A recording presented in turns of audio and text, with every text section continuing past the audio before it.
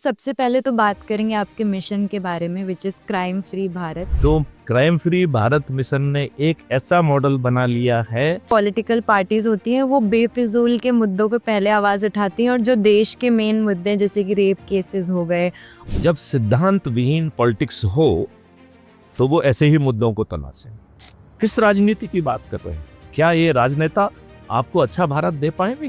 कि अभी हमने देखा था ना कि राहुल गांधी ने बीजेपी के खिलाफ दिखाया था कि ये तो वोट्स की चोरी कर रहे हैं और वोट्स की चोरी करके इनको सबसे ज़्यादा वोट मिले और ये जीते हैं। देखिए, कोई भी राजनीतिक पार्टी इस देश को अच्छा भारत देने की सोच, चिंतन और क्षमता तीनों ही खो चुके हैं। और जो बेचारा गरीब है वो अपनी राइट्स के लिए भीख मांगता रह जाता है पॉलिटिकल पार्टी से कि मुझे ये अधिकार दो। मुझे तो लगता है कि उसे अपना हक मांगने का भी विवेक खत्म हो जाता है। उसको इतना दारूखोर बना दिया है कि उसे ये भी नहीं मालूम है कि उसका हक क्या होना चाहिए, उसे क्या मांगना चाहिए। अभी हमने देखा है कि लॉरेंस बिश्नोई है वो जेल में है, लेकिन वो जेल में होकर भी बाहर इतने लोगों को धमकाते हैं और गोलियां भी चलवा चुके हैं। और हमने सलमान खान और लॉरेंस बिश्नोई का भी केस देखा था जिसमें कि यूथ बहुत ज़्यादा कंफ्यूज हो गया था। तो आपका इसके बारे में क्या कहना है? देखिए, लॉरेंस बिश्नोई उस शक्ति को पहचान पा रहा है जो भारत के सम्मान से जुड़ी।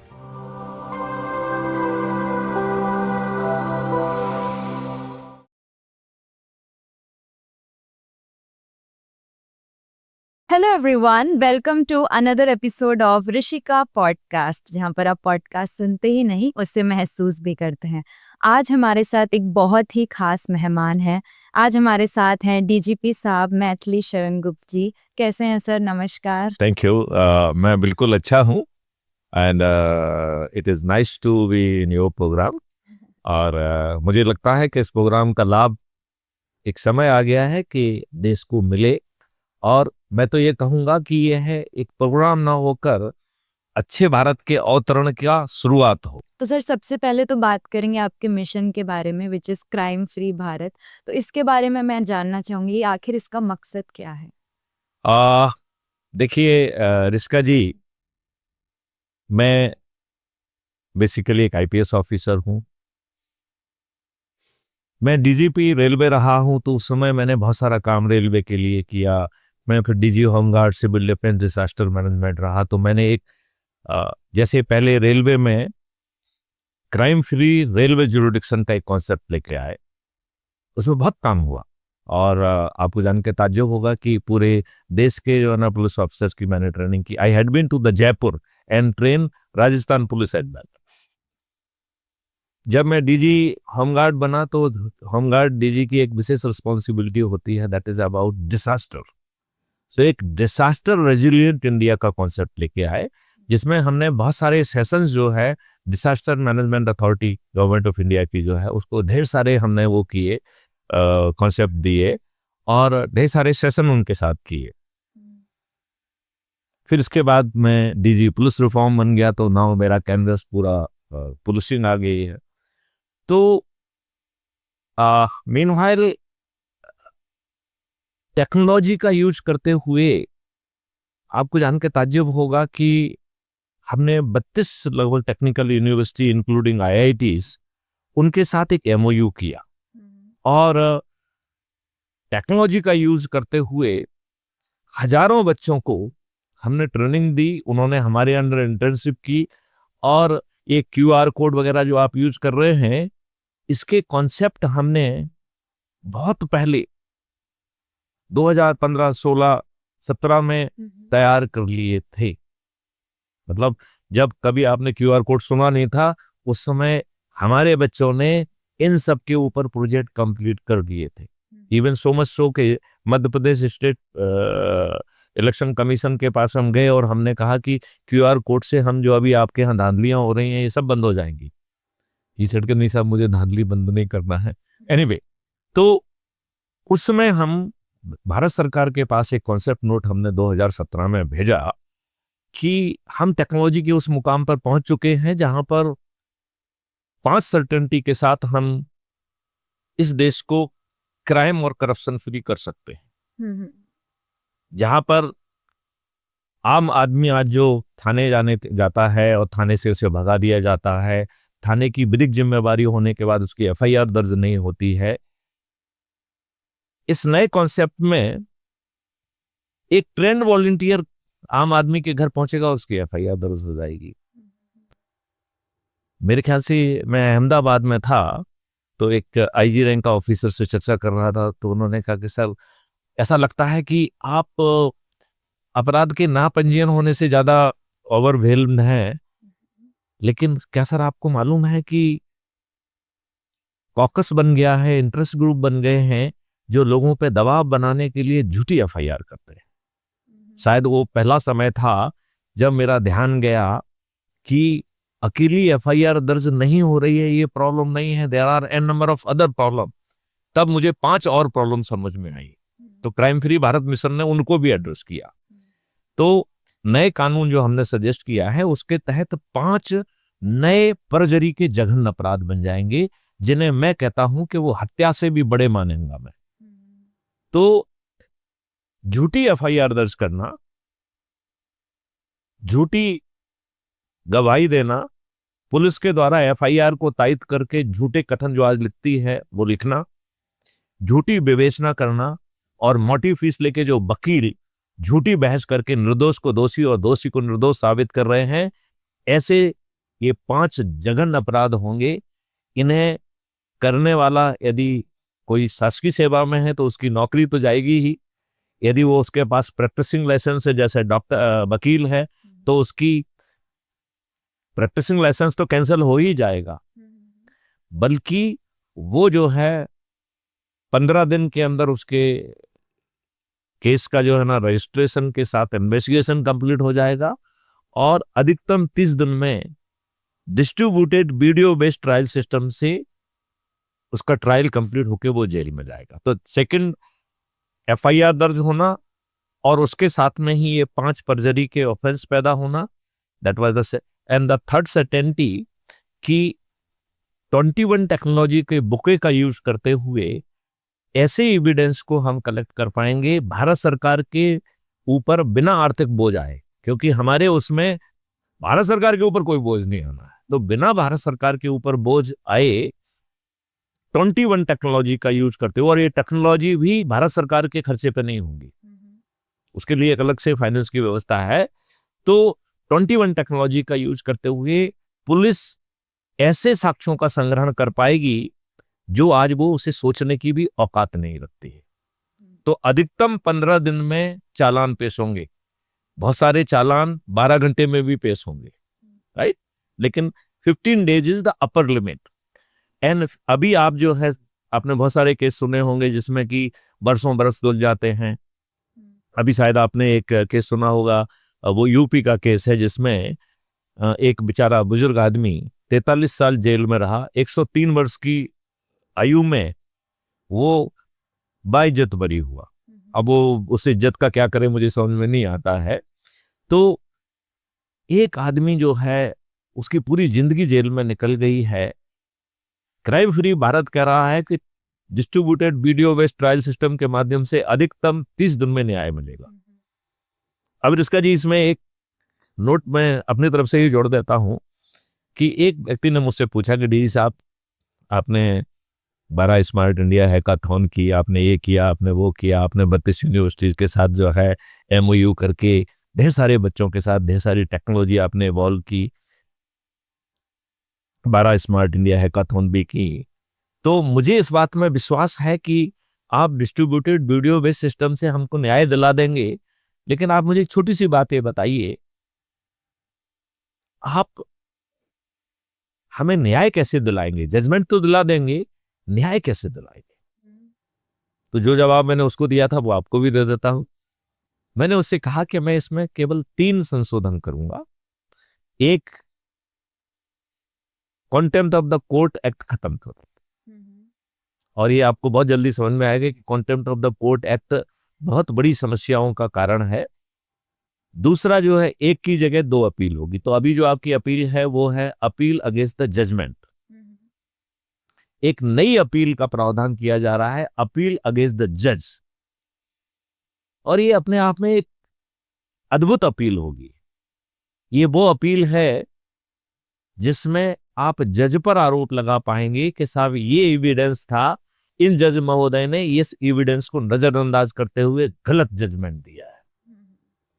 और इस अपील की शुरुआत में जज महोदय स्वयं जो है वो कटघरे में खड़े होंगे और उन्हें अपने जजमेंट को डिफेंड करना होगा। और यदि वो अपने जजमेंट को डिफेंड नहीं कर पाएंगे तो वो डी पैनल हो जाएंगे। डी पैनल का मतलब है वो जज नहीं रहेंगे। अब आप सोचिए, आज आप महाअभियोग लगाते हैं, महाअभियोग कभी पास नहीं होता है, वो जो है ना लोगों के घरों में जो है ना नोट निकलते हैं, जल जाते हैं, फिर भी कहानियां बनती रहती हैं, लेकिन कोई जज बाहर नहीं जाता है। यहां पर आपने एक गलत जजमेंट दिया जिसे आप डिफेंड नहीं कर पाए, दूसरे दिन आप जज ही नहीं रहेंगे। दूसरा, गलत जजमेंट देने के लिए आपको लाखों का हर्जाना देना पड़ेगा, वो भी अपनी जेब से। तीसरी बात, यदि हमारी टेक्नोलॉजी ने आपका कोई क्रिमिनल कनेक्ट कर दिया तो आप जेल में भी सड़ेंगी। तो अब रिस्का जी, मैं आपसे पूछता हूं, ऐसी व्यवस्था के तहत यदि आप भी जज होंगी तो क्या आप गलत निर्णय देने की हिम्मत रखेंगे?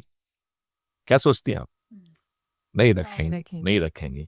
तो इसके बाद जो है इसका 5वीं सर्टेनिटी थी रिहैबिलिटेशन ऑफ क्रिमिनल। क्योंकि अपराध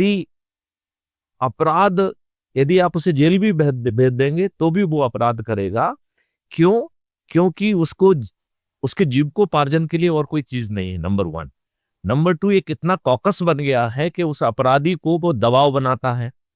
तो वकील को पैसा देना है, पुलिस को पैसा देना है, इसको पैसा देना है, तो उसको 2 चीज के लिए पैसा चाहिए, अपने खुद के जीविकोपार्जन के लिए और इस सिस्टम में सरवाइव करने के लिए। लिहाजा यदि हमने उसे रिहैबिलिटेशन नहीं किया, उसका जीविकोपार्जन के लिए यदि हमने सर्टेनिटी नहीं दी, तो वो आपका कितना भी कठोर कानून क्यों ना हो, आप उसे सर्टेनिटी के साथ जेल क्यों ना भेज दें, क्यों? वो जेल जाना पसंद करेगा, क्योंकि जेल के अंदर उसे एक छत मिल रही है, खाना मिल रहा है, योगा मिल रहा है, सब मिल रहा है। तो यदि बाहर स्थिति बहुत खराब है तो जेल के अंदर ही जाना अच्छा है। जो व्यक्ति जेल के अंदर जाना अच्छा महसूस करेगा, ऐसे व्यक्ति से क्या आप अपराध रोक सकेंगे? कभी नहीं रोक सकेंगे, राइट? तो इसमें 5वीं सर्टेनिटी थी, सर्टेनिटी ऑफ रिहैबिलिटेशन। और फिर इसमें आम आदमी को एक हमने दिया था, that was fundamental right to privacy. और ये प्रिवेसी जो है, एक जैसे हर फंडामेंटल राइट में कुछ कंडीशंस होती हैं, कुछ बाइंडिंग्स होती हैं, इसमें भी एक बाइंडिंग रखी गई थी कि यदि आप अपराध करेंगे तो टेम्परेरी आपका ये फंडामेंटल राइट सीज कर जाएगा और technology itself will report your crime और पूरा एविडेंस दे देगी और 45 दिन में आप जेल में सड़ने के लिए पहुंच जाएंगे। So it is a holistic solution, जिसका मैंने 30 सितंबर 2020 में भारत सरकार को एक कानून का ड्राफ्ट भी दिया, जो कानून आज भी भारत सरकार को विचाराधीन है। ये स्थिति है। इसके बाद 2020 में मैंने एक national police mission for crime free Bharat, एक एनजीओ बनाया, और पिछले वर्ष नवंबर 2024 में एक राजनीतिक पार्टी का भी गठन किया है, जिसका नाम है श्रेष्ठ आत्मनिर्भर भारत पार्टी। और इसका जी आपको जान के बड़ा ताज्जुब होगा कि यह अद्भुत पार्टी है जो कोई पॉलिटिकल काम करने के लिए नहीं बनी है। इसका राष्ट्रीय अध्यक्ष मैं ही हूं, लेकिन मेरे द्वारा कोई पॉलिटिकल काम नहीं किया। ये पॉलिटिकल पार्टी कोई डिसीजन ही नहीं लेगी। इसमें यदि आप जो है अपने लोगों को जोड़कर, मतलब आप रिस्का जी, यदि आप अपने लोगों को जोड़कर देश में मेरिट लिस्ट में अपने लोगों की जोड़ने की मेरिट लिस्ट में यदि नंबर 1 आएंगी तो रिस्का जी कल आप इस देश की प्रधानमंत्री बनेंगी। यदि आप प्रदेश में नंबर 1 आप आएंगी तो आप जिस प्रदेश में नंबर 1 आएंगी उसके आप जो है मुख्यमंत्री बनेंगे। यदि आप जिले में आएंगी तो जिले पंचायत अध्यक्ष, यदि आप शहर में आएंगी तो मेयर, यदि आप शहर के मोहल्ले में आएंगी तो पार्षद, और यदि गांव में आएंगी तो आप सरपंच बनेंगे। तो इसमें एक अच्छा भारत और साथ में सत्ता का ताज, एक ऐसा अद्भुत भारत है कि भारत के हर सेगमेंट को जो उसे चाहिए वो मिलेगा। तो आप अगला प्रश्न करेंगी तो मैं उसके जवाब में आपको समझा पाऊंगा। तो सर, अभी बात की जा रही है पॉलिटिकल पार्टीज की, उनकी राइट्स की और किस तरह वो डिसीजंस लेती हैं, तो हमने हमेशा देखा है कि जो पॉलिटिकल पार्टीज होती हैं वो बेफिजूल के मुद्दों पे पहले आवाज़ उठाती हैं, और जो देश के मेन मुद्दे जैसे कि रेप केसेस हो गए और जो भी करप्शन चल रहा है उसके बारे में पॉलिटिकल पार्टीज इतना नहीं लेती हैं। उससे ज़्यादा उनको इन चीज़ों से फ़र्क पड़ता है कि कौन सा बॉलीवुड सेलिब्रिटी कहाँ जा रहा है वेकेशन के लिए, या फिर कुत्तों को सुप्रीम कोर्ट ने दिल्ली से हटवाने का बोला था। तो इस टाइप के निर्णय वो पहले लेते हैं। तो इसके बारे में आपका क्या कहना है? बहुत सुंदर प्रश्न है, इसका लिए I would like to compliment you for this. मैं आपसे ये कहना चाहूंगा, जब सिद्धांत विहीन पॉलिटिक्स हो तो वो ऐसे ही मुद्दों को तलाशें। क्यों? क्योंकि वो आपको अच्छा भारत नहीं देना चाहेंगे। आज मैं देख रहा हूं कि आरएसएस के अधिकांश लोग जो है वो बचते हुए दिखते हैं। भाजपा के अधिकांश जो है ना नेता बातचीत करने से मुकरते दिखते हैं। क्यों? क्योंकि वो अच्छा भारत नहीं देना चाहते हैं। क्या रिस्का जी आपको ये जानकारी है कि अभी जो 2024 का पार्लियामेंट गठित हुआ है, इसमें 543 में से 251 सांसद, जो कि 46% होता है, वो आपराधिक रिकॉर्ड के हैं, और इनमें से 170 सांसद तो इन्होंने इतने गंभीर अपराध किए हैं, हत्या, डकैती, लूट, किडनैपिंग, बलात्कार। ऐसे 170 लोग, 30% ऑफ द पार्लियामेंट जघन्य अपराधों के अपराधियों से भरी है, और इनमें से 27 सांसद तो ऐसे हैं जिन्हें कोर्ट ने सजा सुना दी है इन दुष्ट राजनेताओं के कारण, और अपील की ऑक्सीजन पे ये जाके पार्लियामेंट पे बैठ गए हैं। ये दुष्ट राजनेता जो इस देश को जाति, धर्म, संप्रदाय के आधार पर अपने उम्मीदवारों को शॉर्टलिस्ट करते हैं, जो जिन्हें विनेबिलिटी के नाम पर सिर्फ अपराधियों में, दुर्जनों में, दुष्टों में, बाहुबलियों में विनेबिलिटी दिखती है, और सभी राजनीतिक पार्टी दुष्टतापूर्वक एक जैसे षड्यंत्रकारी जो है ना चीजों को करके जीतते हैं। आप बताइए, मैं इसका जी उल्टा आपसे पूछता हूं, आप मुझे बताइए, आज क्या सभी राजनीतिक पार्टियां दारू नहीं बांट रही हैं, फ्री भी नहीं बांट रही हैं, साड़ी नहीं बांट रही हैं, मुर्गे नहीं बांट रही हैं, और जिन गरीबों के वोट वो खरीद रही हैं उन्हें रिप्रेजेंट नहीं कर रही हैं? ये राजनेता इतने दुष्ट हो गए हैं कि ये नहीं कहते हैं कि मैं जनता का प्रतिनिधि हूं, मैं उनके हित के लिए लड़ूंगा। ये दुष्ट कहते हैं मैं अपनी पार्टी का अदना सा सिपाही। तो किस राजनीति की बात कर रहे हैं? क्या ये राजनेता आपको अच्छा भारत दे पाएंगे? इसका जी आप बताइए, आपको क्या इस बात की संभावना लगती है कि आज की राजनीतिक पार्टियां, आज के राजनेता क्या आपको अच्छा भारत दे पाएंगे? मेरे ख्याल से आप मेरी बात से सहमत दिख रही हैं। तो डीजीपी सर, मेरा अगला सवाल है कि अभी हमने देखा था ना कि राहुल गांधी ने बीजेपी के खिलाफ दिखाया था कि ये तो वोट्स की चोरी कर रहे हैं, और वोट्स की चोरी करके इनको सबसे ज्यादा वोट मिले और ये जीते हैं। तो यहाँ पे क्या है ना, दोनों पार्टीज एक दिन दूसरे को नीचे गिराने में लगी हुई हैं। तो आपको क्या लगता है कौन सी पार्टी सही जा रही है, और क्या सच में राहुल गांधी ने मतलब एक अच्छा भारत क्रिएट करने के लिए ये सब दिखाया था? देखिए, कोई भी राजनीतिक पार्टी इस देश को अच्छा भारत देने की सोच, चिंतन और क्षमता तीनों ही खो चुके हैं। इसलिए कभी ये ठोस मुद्दे पर बात ही नहीं करते हैं। इनकी हिम्मत नहीं है कि ये अच्छे भारत का संकल्प लें। और जब मैं अच्छे भारत कहता हूं तो बहुत सारे लोग मुझसे पूछते हैं कि साहब आप भी कहीं नरेंद्र मोदी जी जैसे जुमलेबाज तो नहीं हो गए हैं? क्योंकि वो भी अच्छे भारत की बात करते हैं, आप भी अच्छे भारत की बात कर रहे हैं। आपने श्रेष्ठ आत्मनिर्भर भारत पार्टी बनी हुई है, उन्होंने भी जो है ना आत्मनिर्भर भारत की बात करना शुरू कर दिया है। तो कहीं आप भी नरेंद्र मोदी जी जैसे जुमलेबाज तो नहीं है?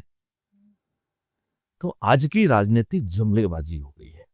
तो ये समझना बहुत जरूरी है कि what do you mean by अच्छा भारत?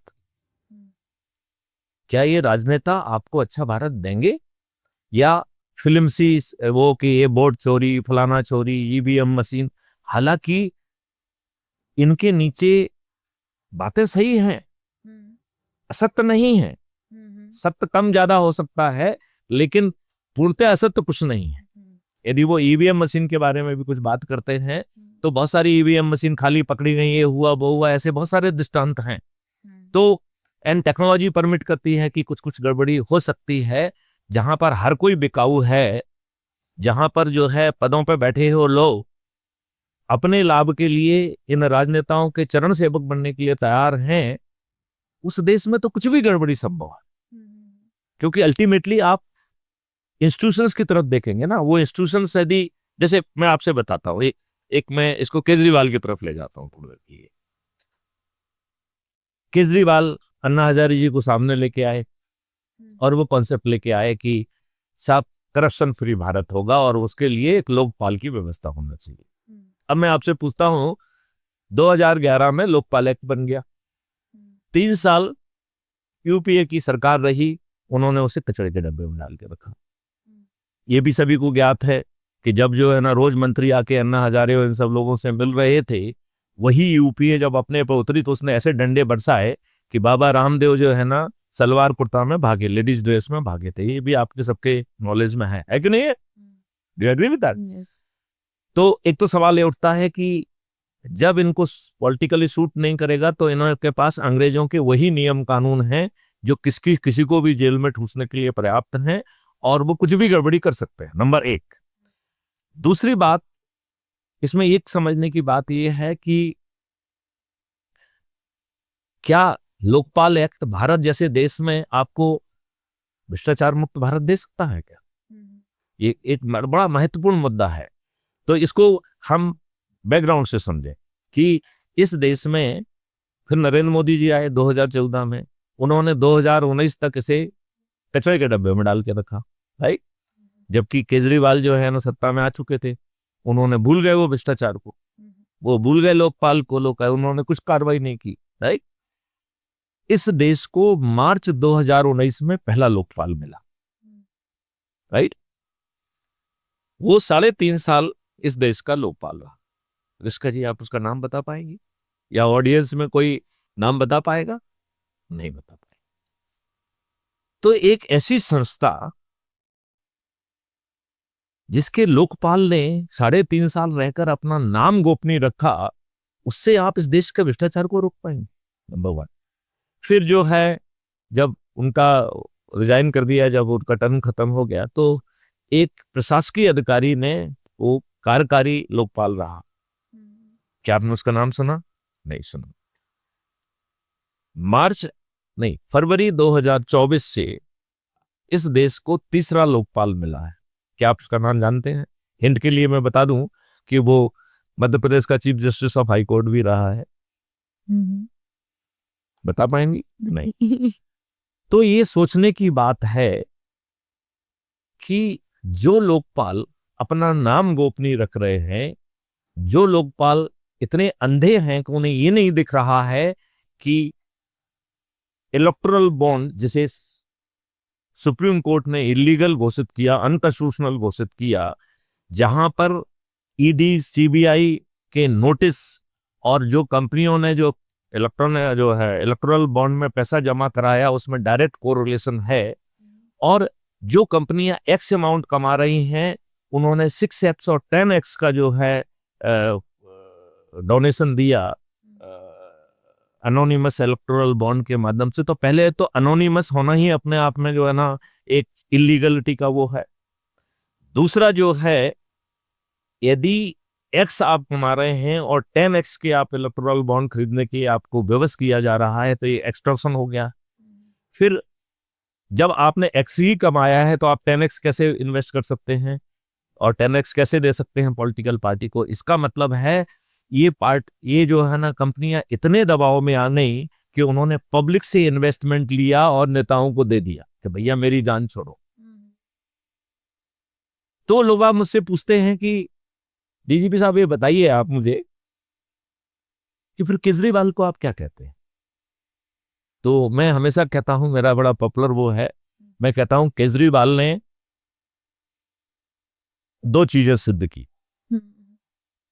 एक पहली बात तो सिद्ध की कि देश की जनता मूर्ख है, उसे मूर्ख बनाया जा सकता है, मुद्दों पर भटकाया जा सकता है, जो कि राजनीतिक पार्टियां भी कर रही हैं और वो भी राजनीति ही है। उससे ज्यादा उसने सिद्ध किया कि हे राजनेताओं, उम्र में तो मैं तुम्हारा बेटे जैसा हूं, लेकिन दुष्टता में मैं तुम्हारा बाप हूं। तुम इस देश में फ्री भी बांट सकते हो, मैं तुमसे ज्यादा फ्री भी बांट सकता हूं। तुम इस देश को बेच सकते हो, मैं इस देश को आतंकवादियों को बेच सकता हूं। मैं उम्र में तो तुम्हारा बेटे जैसा हूं, दुष्टता में मैं तुम्हारा बाप हूं। This is the message of the Kejriwal. इसका जी, to what extent you agree with my statement? Totally agree. है कि नहीं? तो अब अपन मूल प्रश्न पे आ जाएं कि क्या ये राजनीतिक पार्टियां या राजनेता जो भी मुद्दे उठा रहे हैं, मुख्य मुद्दे क्यों नहीं उठा रहे हैं कि भारत को विश्व गुरु बनाना है, भारत में हमें मौलिक रोजगार देना है। मौलिक रोजगार भी पोटेंशियल का मौलिक अधिकार। आज रोजगार एक व्यवसाय बना हुआ है, रोजगार में आपको कंपटीशन देना पड़ रहा है। आपको वो शिक्षा दी जा रही है जो लॉर्ड मैकाले ने बनाई थी, बाबुओं को पैदा करने वाली। उस शिक्षा का 90%, मैंने 13 डिग्रियां की हुई हैं, तो मैं बड़ी अथॉरिटी के साथ कह सकता हूं कि जो आप पढ़ते हैं, जो आप जानते हैं, उसका 90% कभी कोई उपयोग नहीं आता है। और जो चाहिए वो आपको बाद में सीखना पड़ता है, और वो आप बाद में सीखते हैं। तो ये लॉर्ड मैकाले की शिक्षा की जगह वो शिक्षा मौलिक अधिकार क्यों नहीं होना चाहिए? तो क्राइम फ्री भारत 5 मौलिक अधिकार बांट रहा है। क्राइम फ्री भारत भारत के हर नागरिक को वो चीज देगा जो उसे चाहिए, और वो भी भारत सरकार के खजाने से बिना एक पैसा लिए, और वो भी भारत सरकार को आज जो वो कमा पा रही है उससे 20 गुना पैसा क्राइम फ्री भारत के मॉडल से भारत सरकार को पहुंचेगा। और फिर मैं क्राइम फ्री भारत का कहना है, और क्राइम फ्री भारत के जो राष्ट्रीय अध्यक्ष मैथिली रणगुप्त का कहना है कि जब हम आपको 20 गुना ज्यादा पैसा दे रहे हैं तो आप देशवासियों से टैक्स क्यों लेंगे? तो मेरी एक शर्त है भारत सरकार से कि मैं आपको 20 गुना पैसा अपने मॉडल से पहुंचाऊंगा, लेकिन आपको 5 साल के अंदर देशवासियों से टैक्स नहीं लेना होगा। तो ना इनकम टैक्स होगा, ना कारपोरेट टैक्स होगा, ना जीएसटी होगी, ना आपका वो होगा। अब इसमें सवाल अकेला टैक्सेशन का नहीं है, टैक्सेशन के साथ जो भय आता है, आज एक व्यापारी, आज एक इंडस्ट्री, हर कोई भयग्रस्त है कि उसके ऊपर कब छापा पड़ जाएगा, कब क्या हो जाएगा। तो टैक्स से ज्यादा टैक्स की कंप्लायंस का भूत। तो यहां पर हम एक बार कह रहे हैं, क्राइम फ्री भारत कह रहा है कि जो जो चाहेगा वो मिलेगा, ऐसा अद्भुत भारत जहां पर 5 मौलिक अधिकार होंगे। एक रोजगार का मौलिक अधिकार, और रोजगार का मौलिक अधिकार क्या है? पोटेंशियल के रोजगार का। अब इसका जी, मैं एक क्वेश्चन आपसे पूछ लेता हूं कि क्या आपके पोटेंशियल को किसी ने आज तक नापने की कोशिश की? आपके माता पिता ने, समाज ने, शिक्षा व्यवस्था ने, देश ने, क्या आपका पोटेंशियल क्या है? हो सकता है जो आप काम कर रहे हैं आपका पोटेंशियल इससे ज्यादा हो सकता है आपका पोटेंशियल इस देश के प्रधानमंत्री का बनना हो, मुख्यमंत्री बनने का हो, बड़ा साइंटिस्ट बनने का हो, बड़ा इंडस्ट्रियलिस्ट बनने का हो। क्या किसी ने आपके पोटेंशियल को नापने का कोई प्रयास किया? मेरा ऐसा मानना है कि सोसाइटी हमेशा पोटेंशियल गिराने पे ही लगी रहती है। ये हम होते हैं जो उस पोटेंशियल को समझ के खुद के अंदर हिम्मत लाके आगे बढ़ते हैं। आप बिल्कुल सही कह रही हैं, लेकिन हमें भी तो अपना पोटेंशियल नहीं मालूम ना। हाँ। ऐसे कितने लोग हैं जिनके अंदर बड़े बड़े पोटेंशियल हैं, वो एक बाबू के रूप में अपनी जिंदगी बिता के चले गए। वो सिपाही के रूप में जो है ना, एक बहादुरी के रूप में खड़े रहे, हो सकता था कि वो बहुत बड़े डीजी बनते। ऐसे बहुत सारे लोग जो कि मजदूरी करके निकल गए, हो सकता है बहुत बड़े इंडस्ट्रीज बनते, बहुत बड़े वो बनते। तो मौका नहीं, अपॉर्चुनिटी नहीं, पहचान नहीं, तरीका नहीं, तो बेचारा कहाँ भटकेगा? तो क्राइम फ्री भारत कह रहा है कि भारत के 144 करोड़ लोगों को उनका पोटेंशियल को नापा जाएगा, और पोटेंशियल को एक साथ नहीं यात्रा की जा सकती है। तो पोटेंशियल को छोटे छोटे भागों में बांटा जाएगा, जिसे माइलस्टोन कहा जाएगा। और प्रत्येक माइलस्टोन, हर माइलस्टोन एक छोटी सी यात्रा है, बड़ी यात्रा नहीं है। ये बूंद बूंद से सागर बहता है, ऐसे ही छोटे छोटे माइलस्टोन को चलते चलते आप अपने पोटेंशियल पर पहुंचेंगे। तो भारत के 144 करोड़ लोग अपने पोटेंशियल को प्राप्त करेंगे। है आज किसी भी राजनीतिक पार्टी के कहने की हिम्मत कि मैं इस देश के लोगों को रोजगार का मौलिक अधिकार नहीं बल्कि पोटेंशियल के रोजगार का मौलिक अधिकार देंगे? है ऐसा हिम्मत? नहीं।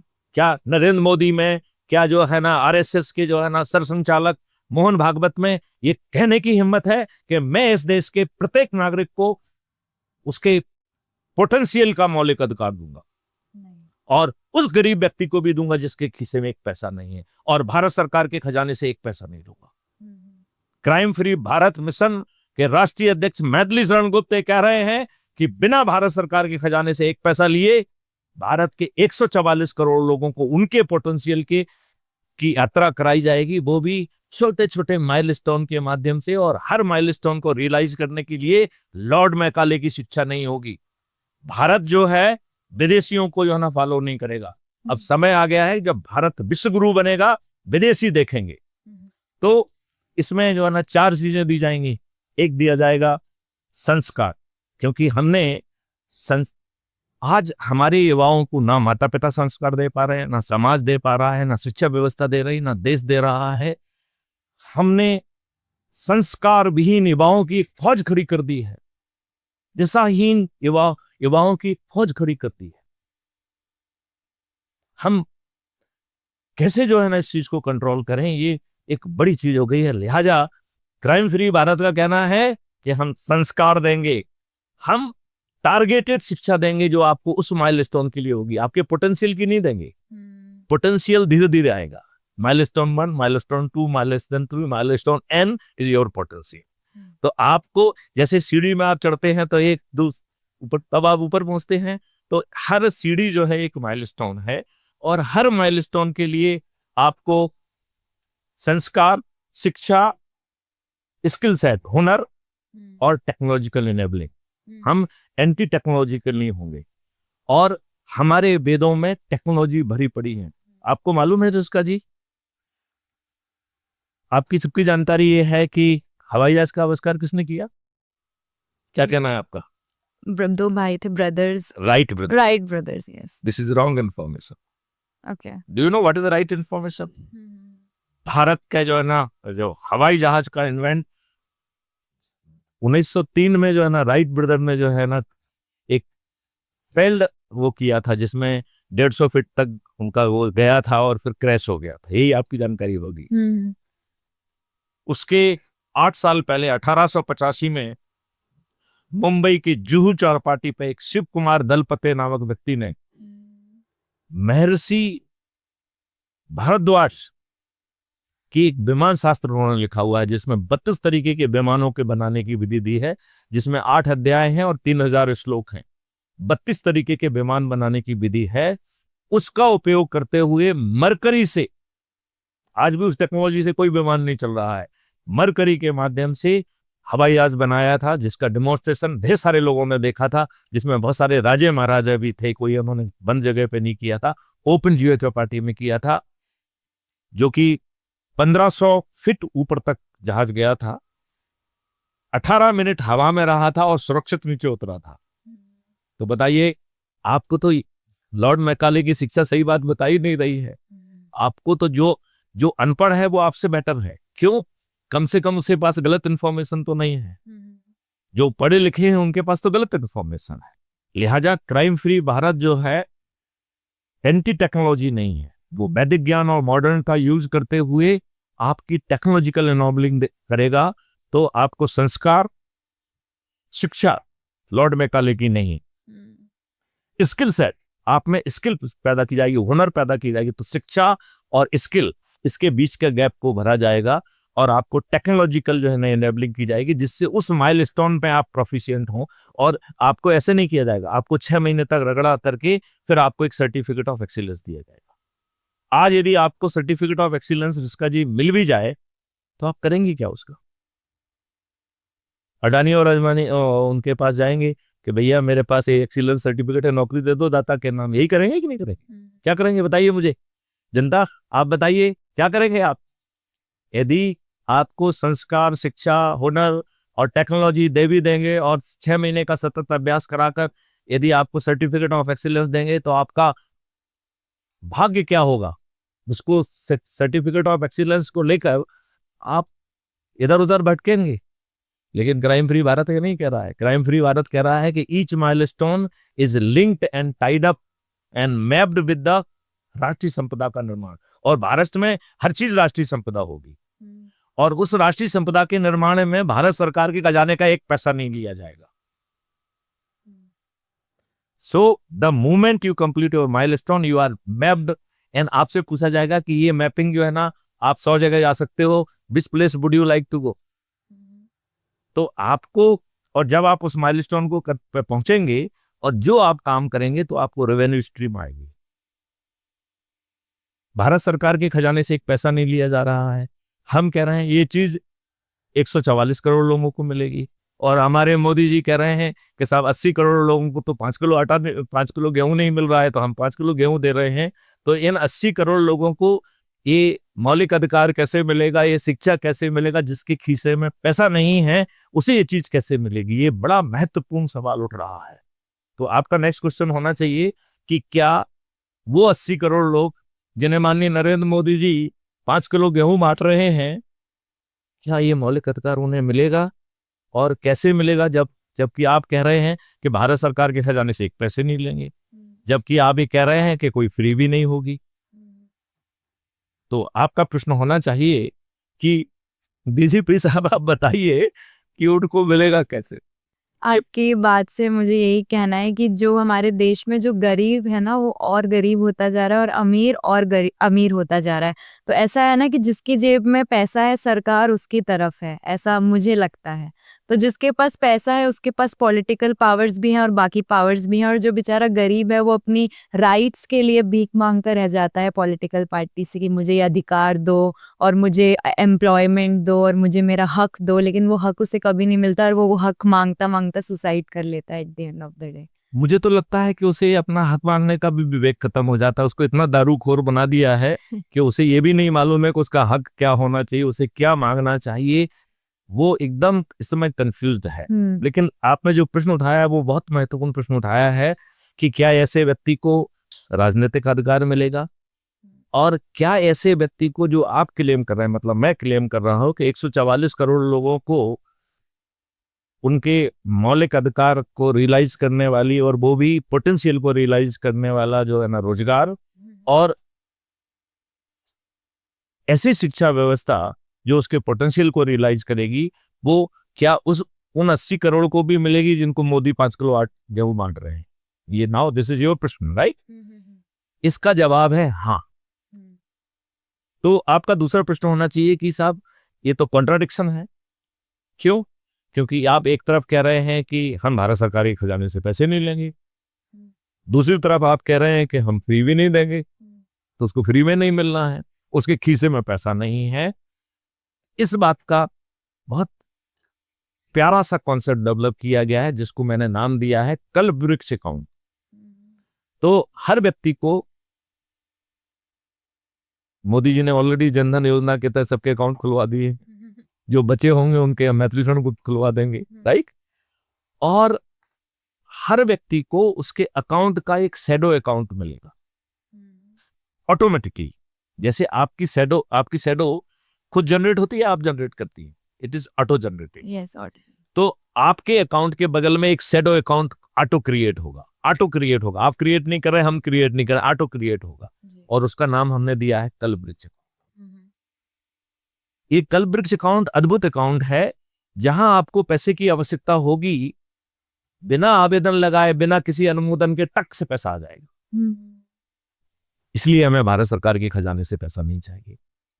तो आप कहेंगे कि साहब आप कहां से आए हैं? ये तो ऐसा देश है कि जहां जो चीज फ्री में मिलती है तो आदमी काम नहीं करेगा। तो आप 144 करोड़ को आप कह रहे हैं कि हम रोजगार देंगे, आपको तो एक आदमी नहीं मिलेगा क्योंकि उसे तो कल्प वृक्ष अकाउंट से पैसा मिल रहा है, वो काम क्यों करेगा? तो मैं आपको ये बताना चाहूंगा ये भी संभव नहीं है, क्योंकि जैसे ही आप को कल्प वृक्ष अकाउंट ने पैसा दिया और आप पेमेंट नहीं कर पाएंगे तो कल्प वृक्ष अकाउंट आपके घर में एक्सपर्ट की टीम को भेजेगा। अब यदि आपने लाखों रुपए जो है ना कलब्रिज अकाउंट से लिए हुए हैं और कल आपके एक्सपर्ट की टीम आएगी तो आपकी प्रक्रिया होगी कि ये तो पैसे मांगने आया है, राइट? और आप कहेंगे कि नहीं नहीं मैं दे नहीं पा रही हूँ, आप कलब्रिज अकाउंट का पैसा मैं दे दूंगी ये वो। तो कहेंगे नहीं नहीं मैं तो कोई पैसा मांगने आया नहीं हूँ और पैसा मांगने की मुझे अथॉरिटी भी नहीं है। मतलब जो कलब्रिज अकाउंट से पैसा आएगा उससे कोई आपसे पैसा मांगने नहीं आएगा। Nobody will ask you money, right? तो ये जो एक्सपर्ट आएंगे वो क्या आएंगे, बोले रिस्का जी मैं तो आपके साथ बैठ के ये समझने आया हूं कि आपका पोटेंशियल क्या है, लाओ let's sit together to identify your potential. जब पोटेंशियल को आइडेंटिफाई करेंगे फिर उसको माइलस्टोन में बांटेंगे, फिर आपको जो है संस्कार, शिक्षा, हुनर, टेक्नोलॉजी इनेबलिंग की जाएगी, 6 महीने का अभ्यास कराया जाएगा और हर व्यक्ति को पैसा रियल टाइम मिलेगा। और तब भी मिलेगा जब आपके अकाउंट में पैसा नहीं है तो कहां से आएगा, कलब्रिज अकाउंट से। और फिर आप जो है राष्ट्रीय संपदा के निर्माण में लगेंगे और जैसे ही आप काम करेंगे टक टक पैसा आएगा। तो जैसे ही बिना किसी आवेदन के, बिना किसी अनुमोदन के आपको पैसा मिला, ऐसे ही बिना पूछे वो पैसा कलब्रिज अकाउंट में वापस चला जाएगा। लिहाजा हमें सरकार के खजाने की पैसे की जरूरत नहीं होगी। एक प्रश्न मुझसे लोग और पूछते हैं, वो पूछते हैं कि साहब कलब्रिज अकाउंट में पैसा कहां से आया? शायद जनता की भी मेरे ख्याल से यही सोच होगी कि भाई इतना बड़ा कॉन्सेप्ट लेके आ रहे हैं, 144 करोड़ लोगों को जो धन की आवश्यकता होगी उसमें कितना धन की जरूरत होगी, वो कहां से आएगा? उसके 3 सोर्स होंगे। एक तो ये जितने भी फाइनेंशियल इंस्टीट्यूशंस, बैंक दिख रहे हैं, जब हर किसी को कलब्रिज अकाउंट मिल जाएगा तो इनको पैसा कौन देगा, इनसे पैसा कौन लेगा? कोई नहीं लेगा। तो जितने भी फाइनेंशियल इंस्टीट्यूशंस हैं, जितने भी बैंक हैं, वो पीछे से कलब्रिज अकाउंट से जुड़ गए। उनका पहला पूरा पैसा इसी में रूट होगा। नंबर 2, हमने जो भारत सरकार को अपने 3 मॉडल से 20 गुना पैसा दिया और जो प्रशासनिक व्यवस्था पे अभी सरकार खर्च कर रही है, ये विस्तार से कभी समझाएंगे, इस पे खर्च 1/4 हो जाएगा। तो सरकार के खजाने में बिना टैक्स लिए अबंडेंट मनी होगी। तो सेकंड सोर्स होगा कि भारत सरकार का खजाना पीछे से कलब्रिज अकाउंट से जुड़ा होगा। हालांकि कलब्रिज अकाउंट को किसी का पैसा स्थायी नहीं चाहिए, क्योंकि उसने आपको दिया और जब आपने कमाया तो वापस पहुंच गया। और इसलिए भारत के 144 करोड़ लोग उसके पोटेंशियल का काम करेंगे। आज की जो है ना ये फ्रीबी वाली, दारू पड़े रहने वाली वो नहीं होगी, ये पूरा बदला हुआ देश होगा। और तीसरा पैसा आएगा वो राष्ट्रीय संपदा के निर्माण से आएगा। तो आज आप किसी संपदा को निर्माण करते हैं तो धन की आवश्यकता होती है। एक मैथिली संगोत एक अद्भुत कॉन्सेप्ट लेके आए हैं कि जब हम संपदा को पैदा कर रहे हैं तो संपदा is a concrete, it is creating services, is creating values.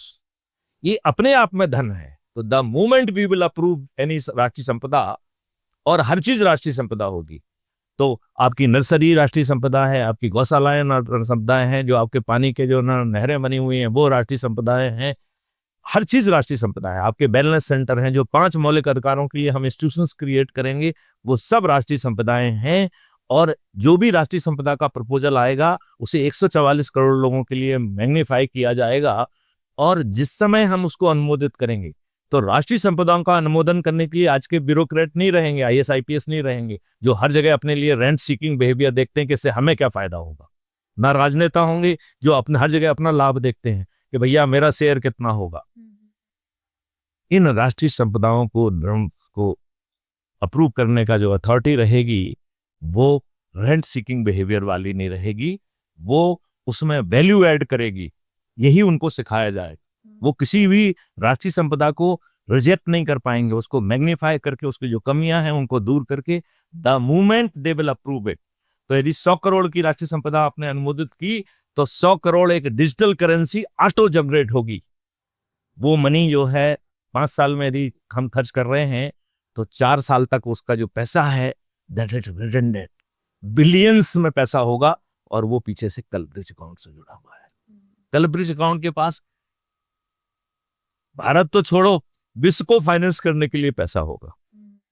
Bharat तो छोड़ो विश्व को फाइनेंस करने, और इसी बिना पर जब भारत समृद्ध होगा तो भारत जो है विश्व गुरु बनेगा। ये बहुत महत्वपूर्ण प्रश्न है और यहाँ पर शायद आप ये समझना चाहेंगे कि ये करेगा कौन? कानून तो नेता बनाते। तो क्या इस मुद्दे पे आप कुछ पूछना चाहेंगे? क्योंकि सवाल ये है कि 5 मौलिक अधिकार हम पूरे कवर करेंगे तो बहुत देर लगेगी। उसमें स्वास्थ्य का भी मौलिक अधिकार है, भोजन का भी मौलिक अधिकार है, उसमें पहली बार खुशहाली और समृद्धि का मौलिक अधिकार है।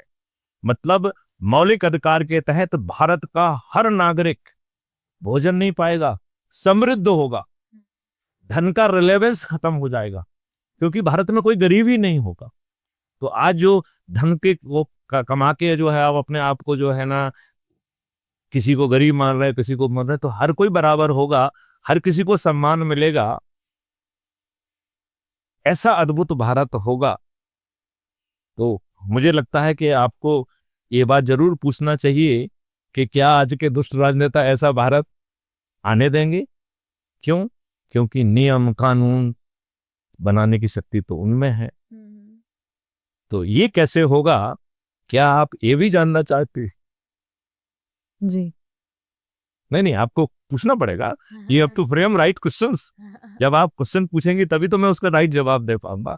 तो आप अपने क्वेश्चन को रिफ्रेम करिए कि आपने एक बड़ा दिव्य स्वप्न दिखाया कि 5 मौलिक अधिकार मिल रहे हैं। अभी मैंने आपको ये बताया ही नहीं कि 21 महालक्ष्यों में आपकी पूरी व्यवस्था ही बदल जाएगी, आपकी प्रशासनिक व्यवस्था बदल जाएगी। अभी भी आपके जो प्रशासनिक व्यवस्था में लोग बैठे हैं वो हम जैसे लाट साहब हैं। आपको मालूम है पुराने कानून के सेक्शन 129 नया देखना पड़ेगा क्या है।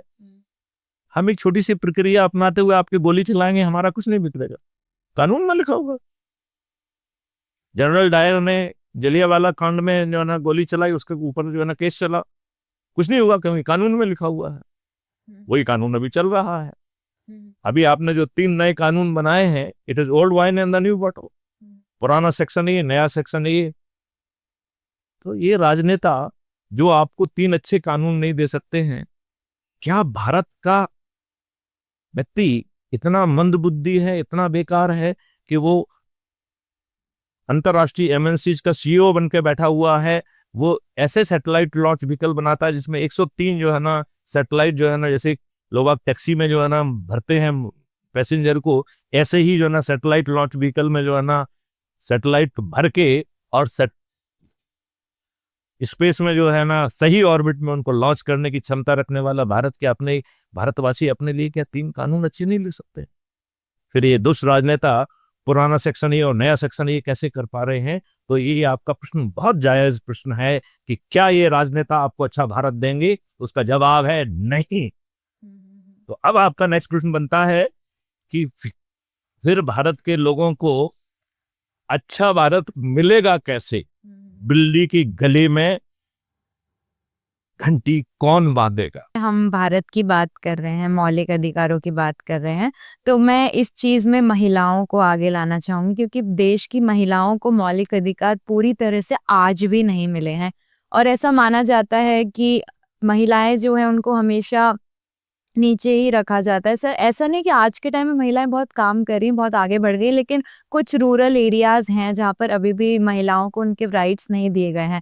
और वैसे भी हम सुनते हैं रोज के रोज रेप केसेस भी आ रहे हैं जिसमें लिटरली गवर्नमेंट जो है वो कोई भी एक्शन नहीं ले रही है। वो फाइल्स बंद की बंद ही पड़ी रहती हैं, धूल खाती रहती है। इतने बड़े बड़े रेप केसेस हुए हैं और लिटरली जो वेस्ट बंगाल की सीएम है, अभी मेडिकल कॉलेज में रेप हुआ था, तो लिटरली सीएम मैम ने कहा था कि वो 2 बजे बाहर क्यों घूम रही थी। मतलब इसमें भी उन्होंने लड़की की ही गलती को बताया था। जो केस हुआ और जो वहाँ पे कल्प्रिट्स थे उनको कुछ नहीं बोला गया। तो कब ये चीज़ें सही होंगी देश में? ये तो कभी सही होगा ही नहीं। ऐसा लग रहा है पिछले टाइम से भी चला आ रहा था बलात्कार औरतों पे और आज तक चला आ रहा है। डोमेस्टिक वायलेंस की बात करें, अधिकारों की बात करें, और अभी आपने ये भी बताया था कि इंटरनेट पे भी जो वुमेन्स हैं उनको उस तरह ही पोर्ट्रे किया जाता है। आप देखिए बॉलीवुड में भी आधे कपड़ों में डांस करवाना और आइटम सॉन्ग्स वगैरह, पोर्नोग्राफी की भी आपने बात करी।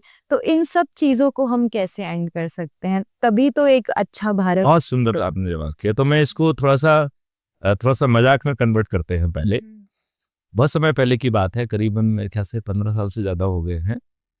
उत्तर प्रदेश की आईएएस एसोसिएशन ने एक लिस्ट जारी की कि most correct corrupt IAS officer of Uttar Pradesh के।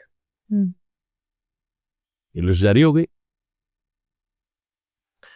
एक मंत्री जी से किसी पत्रकार ने पूछा कि मंत्री जी, अब तो आईएएस एसोसिएशन ने खुद जो है एक सूची भेज दी है कि साहब उनके साथी जो है ना करप्ट है और मोस्ट करप्ट की सूची बना के भेज दी, आपने इसका कैसे उपयोग किया? बोले साहब, मैं तो आईएएस एसोसिएशन का बहुत ही आभारी हूं, उन्होंने मेरा काम बहुत सरल कर दिया। कैसे? बोले मुझे खोजना पड़ता कि करप्ट कौन है, अब उन्होंने सर्टिफाइड लिस्ट दे दी है, बस हम उसको बुलाते हैं, उससे नेगोशिएट करते हैं और उसको अच्छी पोस्टिंग दे देते हैं और हमारा जो है ना व्यवसाय चलता रहता है। तो ये तो हमने लाइटर नोट पे कहा, मतलब जस्ट टू इसको थोड़ा सा लाइट करने के लिए। अब हम आपके मूल प्रश्न पे आते हैं, नारी शक्ति और नारी वो। तो आपका कहना ये पूरी तरह से गलत है। भारत वो देश है, जब भी कोई आपत्ति हुई तो भगवान को भी शक्ति की आराधना करना। आपको मालूम है दशहरा के पहले नौ दुर्गा क्यों आती है? बहुत कम लोगों को मालूम है, क्योंकि इसको कभी ठीक ढंग से बताया ही नहीं गया। जामवंत ने कहा कि हे प्रभु राम, इस युद्ध को रावण के साथ मैं संभाल लूंगा, आप तो एक समस्या का निदान निकालो। तो उन्होंने क्या समस्या है? बोले दुर्गा की जो है रावण की तरफ से मां शक्ति लड़ रही है, जब तक मां शक्ति हमारी तरफ नहीं आएंगी तब तक रावण को हम नहीं मारते। तो फिर राम ने जो है 9 दिन जो है शक्ति की आराधना की थी और 108 कमल जो है ना प्रतिदिन जो है ना वो मां शक्ति को समर्पित करते थे। जब अंतिम 9वां दिन था तो मां शक्ति ने अपने प्रभाव से एक कमल गायब कर दिया। जब वो एक कमल गायब हो गया तो भगवान राम बहुत दुखी हुए कि क्या मेरी आराधना खत्म हो जाएगी, खंडित हो जाएगी, क्या होगा? फिर उनके दिमाग में आया कि मेरी मां तो कहती थी कि तुम कमल नयन, मेरे पास 2 कमल है। He took out his arrow and उन्होंने अपना आंख निकालने की कोशिश की तो मां शक्ति ने उनका हाथ पकड़ा, बोले मैं तुमसे प्रसन्न हूं। इसीलिए जो है ना दशहरे के पहले दुर्गा की आराधना होती है। तो हम एक ऐसे देश में रहते हैं जहां महिला नारी शक्ति भाषण के लिए नहीं है, सही में नारी शक्ति है। जहां राम सीता नहीं कहा जाता, जहां सीता राम कहा जाता है, जहां राधे राधे कहा जाता है, राधे कृष्ण कहा जाता है, जहां नर जो है हर जगह जो है नारी शक्ति को जो है ना प्राथमिकता दी जाती है। आपको ये मालूम है कि भगवान राम ने रामेश्वर में एक हवन किया था अपने जीत के लिए, और उसका जो हवन कराने वाला कौन था मालूम? रावण। तो रावण को जब ये संदेश भेजा गया कि हमारे प्रभु राम जो है एक हवन कर रहे हैं और आपको उसमें वो करना है, तो जब वो वहां पहुंचे तो भगवान राम ने कहा कि एक तो समस्या है कि ये बिना मां सीता के तो ये हवन पूरा ही नहीं हो सकता है। तो उन्होंने कहा चिंता मत करो, मैं सीता जी को साथ में लाया। तो रावण ने अपने साथ सीता को लेके गए और वो हवन पूर्ण कराया और फिर सीता को अपने साथ वापस लेके आए। इसलिए कई बार लोग कहते हैं कि तुम किस रावण को हर बार मारते हो, आपके यहां तो एक भी रावण ऐसा पासंग नहीं है। बोले मैं तो जो है सीता जी को जो है अपने महल में नहीं रखा था, पंचवटी में रखा था। ऐसा एक भी ओकेजन नहीं था जब मैं सीता जी से मिलने गया, मैं हमेशा अपनी पटरानी मंदोदरी को साथ लेके गया। आप मुझे हर वर्ष जलाते हो, अरे यहाँ तो रावणों की फौज है, उनको जलाइए। कहाँ आप रावण को जला रहे हैं? अब आपके प्रश्न पे आते हैं कि ये जो विवत्ता है, ये जो बदमाशी है, ये जो मक्कारी है, अब ये विलुप्त होने वाली है। अब जितनी भी जो है ना नारी शक्ति है, उनको अबला नहीं कहा जाएगा, वो सबला। वो वैसे ही भी प्रूव कर रही हैं, अभी हर क्षेत्र में जो है ना नारियां आगे बढ़ रही हैं। फिर उनको जो है ना संस्कार, शिक्षा, हुनर और टेक्नोलॉजी इनेबलिंग के द्वारा जो है फिर से शक्ति में कन्वर्ट किया जाएगा। लेकिन मूल प्रश्न फिर से ही वही उठता है कि इन दुष्ट राजनेताओं के रहते अच्छा भारत कैसे अवतरित होगा। तो हमने एक ऐसा मॉडल भी बनाया है कि इस देश में किसी भी राजनीतिक पार्टी का एक भी राजनेता नहीं। यदि आप चाहेंगे तो क्राइम फ्री भारत मिशन ने एक ऐसा मॉडल बना लिया है कि ये करोड़ों रुपए खर्च करेंगे, ये दारू बांटेंगे, साड़ी बांटेंगे, पैसे बांटेंगे, मुर्गे बांटेंगे, गरीबों के वोट खरीदेंगे। इसके बावजूद भी किसी भी राजनीतिक पार्टी का एक भी राजनेता नहीं जीतेगा। और क्राइम फ्री भारत ने जो व्यूह रचना की है उसके तहत, उसको हम चंद्रगुप्त कह रहे हैं, चंद्रगुप्त जीतेंगे, बिना किसी से वोट मांगे जीतेंगे। और हर राजनीतिक पार्टी का हर राजनेता हार जाएगा। हर गांव का सरपंच जो है क्राइम फ्री भारत का चंद्रगुप्त होगा। हर पार्षद जो है ना क्राइम फ्री भारत का मोहल्ले का चंद्रगुप्त होगा। हर शहर का मेयर शहर का चंद्रगुप्त होगा। हर जिले का जिला पंचायत अध्यक्ष जिले का चंद्रगुप्त होगा। हर प्रदेश का मुख्यमंत्री प्रदेश का चंद्रगुप्त होगा। और देश का प्रधानमंत्री भी देश का चंद्रगुप्त होगा। और ये चंद्रगुप्त कैसे बनेंगे? अपने लोगों को जोड़कर। और यहां पर जो स्वामी विवेकानंद जी ने कहा है, स्वामी विवेकानंद जी कह के गए हैं कि यदि हमें अपने देश को महान बनाना है, विश्व गुरु बनाना है, समृद्ध बनाना है, तो हमें बिखरी हुई इच्छा शक्ति को संगठित और संग्रहित करना होगा। आज के दुष्ट राजनेता इसका जस्ट उल्टा कर रहे हैं। वो बिखरी हुई इच्छा शक्ति को और बिखेर रहे हैं। वो आपको जाति में, धर्म में, संप्रदाय में बांटकर आपको टुकड़े टुकड़े कर आपकी शक्ति को जो है ना क्षय कर दे रहे हैं। क्राइम फ्री भारत 5 मौलिक अधिकार और 21 मूल लक्ष्यों से बिखरी हुई इच्छा शक्ति को जोड़ देगा। आपको अच्छा भारत भी देगा और आपको जो है सत्ता का ताज भी देगा। क्राइम फ्री भारत के गांव का चंद्रगुप्त इस देश का, इस गांव का सरपंच बनेगा। जो मोहल्ले का जो है चंद्रगुप्त होगा वो पार्षद बनेगा। जो शहर का चंद्रगुप्त होगा वो मेयर बनेगा। जो जिले का चंद्रगुप्त होगा वो जिला पंचायत अध्यक्ष बनेगा। प्रदेश का चंद्रगुप्त मुख्यमंत्री और देश का चंद्रगुप्त प्रधानमंत्री बनेगा। अब आप ये कहेंगे साहब ये चंद्रगुप्त कौन है, ये चंद्रगुप्त कहां से आया और ये चंद्रगुप्त कैसे बनेगा? तो ये कोई बड़ा मिस्ट्री नहीं है। अभी तक हम बात क्या करते हैं? पब्लिक को मूर्ख बनाने की बात करते हैं। हम कभी ये नहीं कहते हैं कि पब्लिक को कि भैया हम तुम्हें ही राजा बना देंगे। हर व्यक्ति क्या कहता है कि भैया मैं आपको ये दूंगा, आप हमें वोट दे दो, हमारे लोगों को वोट। क्राइम फ्री भारत नहीं कह रहा है। क्राइम फ्री भारत कह रहा है कि मेरी जेबें तो खाली है, तुम अपने लोगों को जोड़ो। और जोड़ने के लिए भी वो 2 तरीके बता रहा है। ये बड़े ध्यान से सुनने की बात है। वो 2 बड़े आसान तरीके बता रहा है। वो कह रहा है कि देखो भैया, हमारे तो उसमें लिखा हुआ है कि भूखे भजन न होए गोपाला, जाधरी कंठी जाधरी माला।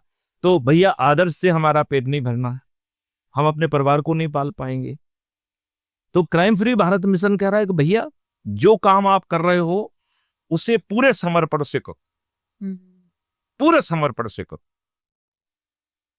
जब जिससे कि आप अपना पेट भर सकें और उतना और पैदा कर सकें कि आप दूसरों का भी पेट भरने की हिम्मत रखें।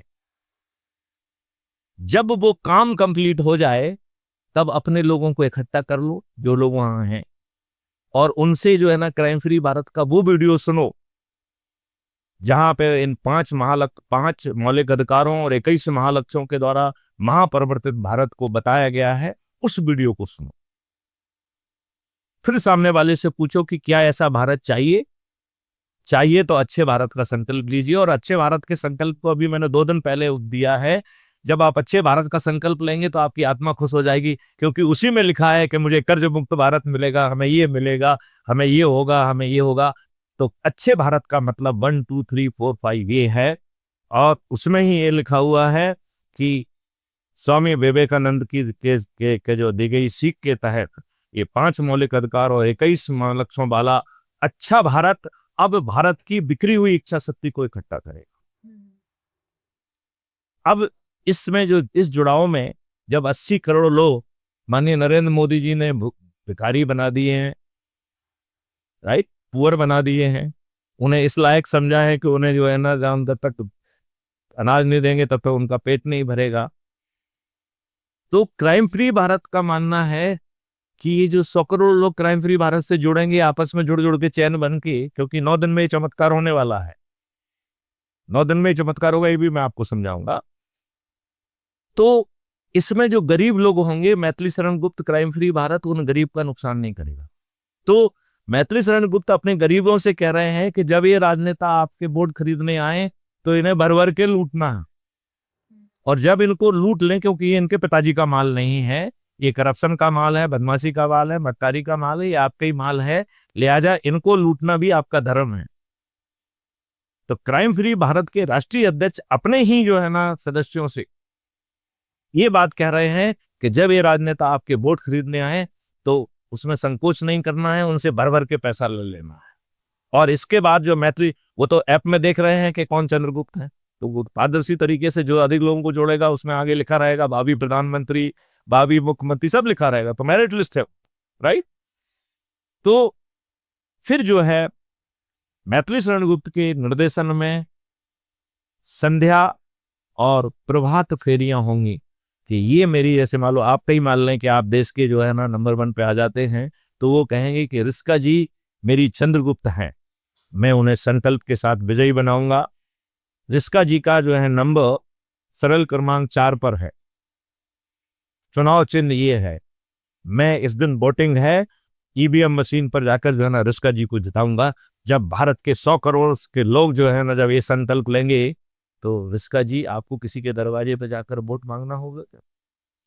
तो वहां राजनेता करोड़ों रुपए खर्च करेंगे, इसके बाद एक भी राजनीतिक पार्टी का एक राजनेता नहीं जीतेगा, और हमारे चंद्रगुप्त बिना वोट मांगे जीतेंगे। केवल आपको अच्छे भारत का संकल्प लेना है। अब मैं आम जनता से कह रहा हूं कि यदि आप अच्छे भारत का संकल्प नहीं ले सकते हैं तो मैथिली शरण गुप्त का कहना है कि आपको अच्छा भारत नहीं मिलना चाहिए। आपको इसी दुष्ट व्यवस्था में, इसी सड़ी गली व्यवस्था में, इसी घटिया कानून के तहत विधिक जिम्मेवारी होने के बावजूद भी पुलिस आपको गाली देके अपमानित करके भगाएगी और आपसे पैसे लेगी। आपके अपोनेंट को बुलाकर आपके विरुद्ध फर्जी मुकदमे कायम होंगे। वेस्टेड इंटरेस्ट ग्रुप आपके विरुद्ध फर्जी मुकदमे कायम कराएंगे। लोग बागों को खड़ा करके फर्जी गवाही देके आपको जेल में ठूस दिया जाएगा। पुलिस झूठी एफआईआर के विमान को तायद करते हुए आपको जेल में ठूस देगी। आपको जुडिशरी जमानत नहीं देगी। क्या यदि आपको अच्छा भारत का संकल्प लेने मात्र से आपको अच्छा भारत मिल सकता है, 5 मौलिक अधिकार मिल सकते हैं, 21 महालक्ष्यों के तहत परिवर्तित जो है ना प्रशासनिक व्यवस्था मिल सकती है, पुलिस व्यवस्था मिल सकती है, आपके जो है ना जैविक संसार मिल सकता है, आपके उससे जो है ना ऐसी स्वास्थ्य व्यवस्था मिल सकती है जिसमें सभी पैथियां आपकी सेवा में होंगी, वो भी मौलिक अधिकार के तहत। यदि इसके बावजूद भी आप अच्छे भारत का संकल्प नहीं ले सकते हैं तो मेरा कहना है कि आपको अच्छा भारत नहीं मिलना चाहिए और आपको मिलने की कोई आवश्यकता नहीं है, क्योंकि आपका प्रारब्ध है कि आज की सड़ी गली दुष्ट व्यवस्था में जाति धर्म संप्रदाय में बढ़कर तुम इसी दुष्ट व्यवस्था में जियो। ये आज का अभिशाप है। अब आम जनता को निर्णय लेना है कि उसे इस अभिशाप में जीना है या उसे अच्छा भारत चाहिए। मैं रिस्का जी आपसे पूछता हूं, आप क्या निर्णय लेंगी? अच्छा भारत चाहिए। तो आप अच्छा भारत का संकल्प लेंगे? जी बिल्कुल। आप जहां पर जिस काम में भी जाती हैं, आपका जो भी यहाँ पर जो है पॉडकास्ट आप करती हैं, जो भी गेस्ट आता है उसका इंटरव्यू लेने के बाद उसको अच्छे भारत का संकल्प दिलाएंगे? बिल्कुल बिल्कुल। क्या आप 6 मेरिट लिस्ट में अपने आप को स्थापित करने का प्रयास करेंगी, जिससे आप दूसरों की तरफ नहीं देखेंगी, आप स्वयं सरपंच, स्वयं पार्षद, स्वयं मेयर, स्वयं जिला पंचायत अध्यक्ष, स्वयं मुख्यमंत्री और प्रधानमंत्री की रेस में आने की कोशिश करेंगे, और यदि नहीं आ पाएंगे क्योंकि अल्टीमेटली मेरिट लिस्ट है वो, तो आपको अच्छा भारत तो मिल ही जाएगा। देश की जनता का क्या निर्णय है? आपको अच्छा भारत चाहिए तो क्या आप अच्छे भारत का संकल्प लेंगे? और मैं तो एक कदम आगे जाके कहूंगा कि माननीय नरेंद्र मोदी जी, आप भी अच्छे भारत का संकल्प ले लीजिए। मोहन भागवत जी, सरसंघचालक, आपको और आपकी संस्थाओं को अच्छे भारत के संकल्प लेने में क्या दिक्कत है? मुझे लज्जा और शर्म आती है जब आपके बड़े बड़े लोग जो है मुझसे बात करने पर रिकॉर्ड में कतराते हैं। मुझे विश्वास है कि माननीय नरेंद्र मोदी जी, मोहन भागवत जी इतना साहस तो जुटाएंगे कि अच्छे भारत का संकल्प लेंगे। तो सर अभी अगला सवाल मेरा है बॉलीवुड के बारे में। तो हमने देखा है बॉलीवुड के जो भी आइकन्स हैं, सेलिब्रिटीज़ हैं, वो एक ऐसी चीज़ को प्रमोट कर रहे हैं जो कि यूथ के लिए बहुत गलत है, लेकिन यूथ क्या है, उनको इंस्पायर होके उनसे उस चीज़ को अडॉप्ट कर लेती है। अगर हम बात करें कि विमल का ऐड करते हैं जैसे कि सेलिब्रिटीज़, और भी जैसे टोबैको का ऐड करते हैं, सिगरेट्स का, बियर का, तो ये सब चीज़ें यूथ उनसे इंस्पायर होके अपने अंदर अडेप्ट करती है। तो क्या ये चीज़ हमारे भारत को सही दिशा में लेकर जा रहा है, हमारे यूथ को? रिस्का जी, पहले तो मैं आपको धन्यवाद देना चाहूंगा कि आपने बहुत ही सामयिक, बहुत ही अच्छा प्रश्न किया है, और इस प्रश्न की बहुत लेयर्स हैं, एक लेयर नहीं है। आपने केवल एक लेयर को दर्शाया है, इसमें बहुत सारी लेयर है। एक तो लेयर जो सामने दिख रही है, जो विजिबल है, कि बड़े बड़े सेलिब्रिटी करोड़ों रुपए लेकर गुटखे का, जैसे कैंसर हो रहा है, उसका एडवर्टाइजमेंट कर रहे हैं। कुछ लोग जो है, जो चीजें ठीक नहीं हैं, झूठे दावे हैं, उनका एडवर्टाइजमेंट कर रहे हैं और लाखों रुपए ले रहे हैं। कुछ लोग जो है सोशल मीडिया पे रोज लोगों को मूर्ख बना रहे हैं और साइबर क्राइम कर रहे हैं। तमाम चीजों के बाद कहीं पे किसी का अपराध पंजीयन नहीं हो रहा है, किसी की कोई अकाउंटेबिलिटी नहीं है, राइट? यस। महिलाओं को भी ढेर सारी रील बन रही हैं क्योंकि उन्हें पैसे का लॉलीपॉप दिखाया जा रहा है। जी। व्यूअर के आधार पर जो है ना, जो एडवर्टाइजमेंट से पैसा कमाया जा रहा है, वो आपको शेयर कर दिया जा रहा है, और करोड़ों रुपए जो है ना विदेश चले जा रहे हैं। तो यूट्यूबर और सब लोग क्या कर रहे हैं? वो यही कर रहे हैं। यूट्यूबर क्या कर रहे हैं? वो अच्छी सी सुंदर सी जो है ना महिला को देखते हैं और उससे कहते हैं आप मुंह मटकाइए, गाना पीछे चलता रहेगा और ये आपकी रील हिट हो जाएगी, आपको खूब पैसा मिलेगा। जी। और इसकी एकदम लाइन लगी हुई है। तो ये तो हो गई एक लेयर। अब मैं आपको दूसरी लेयर के प्रति ले जाऊंगा, जो अकर्मण्यता की लेयर है। कुछ लोग हैं, उन्होंने कहा कि साहब हम जो है ना देसी घी का अल्फा 2 वैरायटी मिल्क बना रहे हैं, जबकि वो नकली दूध बना रहे थे। तो सत्य और असत्य का जो है ना फर्क नहीं समझ में नहीं आ रहा है। आज आर्टिफिशियल इंटेलिजेंस का यूज करके कुछ भी परोसा जा रहा है। आज तो ये समझ में नहीं आता है कि जो आप देख रहे हो वो सही है या गलत है। इस देश में 16 करोड़ लीटर दूध पैदा हो रहा है प्रतिदिन लगभग, और रिस्का जी 64 करोड़ लीटर से ज्यादा दूध जो है कंज्यूम हो रहा है। किसी ने तो मुझे कहा कि नहीं सर, अब ये पुराना डाटा हो गया है, अब तो 84 से भी ज्यादा कंज्यूम हो रहा है। इसका मतलब है, ये तो पक्का है कि 50 करोड़ लीटर से ज्यादा दूध नकली बन रहा है, यूरिया जैसे घातक पदार्थों से बन रहा है। और चाइना ने इस बात को समझ के एक रेडीमेड प्रोडक्ट भेज दिया है कि कुछ नहीं करना है, घोलो और बच दो। वो कैंसर जनक है। ये दूसरी लेयर हो गई। अब तीसरी लेयर पे आ जाए। किसान हमारे अन्नदाता हैं। उन्होंने केमिकल, फर्टिलाइजर और पेस्टिसाइड से हमारे फूड चेन को विषाक्त कर दिया है। तो आज के जो किसान हैं, जिनको हम अन्नदाता कहते हैं, वो बीमारी दाता और कैंसर दाता बन गए हैं। जहां भर भर के केमिकल, फर्टिलाइजर और पेस्टिसाइड का यूज हुआ, वहां पर कैंसर ट्रेन चल रही है। इन सब समस्याओं का एक ही समाधान है, अकाउंटेबिलिटी। Accountability of celebrity. आप एक सेलिब्रिटी बन गए और आप जो चाहोगे वो करोगे। So it is not accountability of the celebrity. It is accountability of everybody across the spectrum. The accountability of civil servant, accountability of the police, accountability of the judiciary, accountability of राजनेता. इस देश में जो भी गड़बड़ी करेगा उसे 45 दिन के अंदर जेल में सड़ना होगा, ये कानून आना पड़ेगा. फिर आपका ये पूरा परिदृश्य बदल जाएगा और 5 मौलिक अधिकार और 21 महालक्ष्यों से हमारी जो बिखरी हुई इच्छा शक्ति है वो संग्रहित हो जाएगी. इस देश में एक भी राजनीतिक पार्टी का एक भी राजनेता नहीं जीतेगा और सत्ता का ताज भी आम आदमी के सिर पे जाएगा जो सबसे अधिक लोगों को जोड़ेगा. इसलिए एक ऐसी व्यूह रचना की गई है जिसमें कोई भी निर्णय मैथिली शरण गुप्त नहीं ले रहे, सब निर्णय आम जनता को दे दिए और ऐप जो है आपको परोस रहा है, मेरिट लिस्ट दे रहा है, तो कोई दूसरा गड़बड़ी भी नहीं कर पाएगा. लिहाजा अब देश का प्रधानमंत्री बनना आपके हाथ में है. क्या कोई भी राजनीतिक पार्टी आपको प्रधानमंत्री मुख्यमंत्री बनाएगी? नहीं बनाएगी. अब समय बदल रहा है. हमें आम जनता को, भारत की हर नारी को सशक्त करना है, हर तरीके से सशक्त करना है. उसके अंदर की प्रतिभा को विकसित कर उसे जो है, यदि राजनीतिक शक्ति चाहिए तो अधिक से अधिक लोगों को जोड़कर वो देश की प्रधानमंत्री क्यों नहीं बन सकती है. अभी तक तो जो है ना, लोगों ने दुष्टतापूर्वक प्रधानमंत्री बने हैं, गुलामों के नियम कानून थोप के बने हैं. आपके ऊपर जो संविधान बना हुआ है इसका 80% हिस्सा गवर्नमेंट ऑफ इंडिया एक्ट 1935 से आया है. हमें शर्म नहीं आती है? जो 20% हिस्सा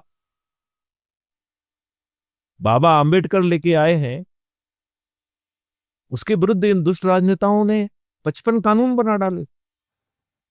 जो वर्शिप प्लेसेस एक्ट है वो पूर्णतया असंवैधानिक है, जिसने भारत की जनता को न्याय की भीख मांगने का हक छड़ा लिया है.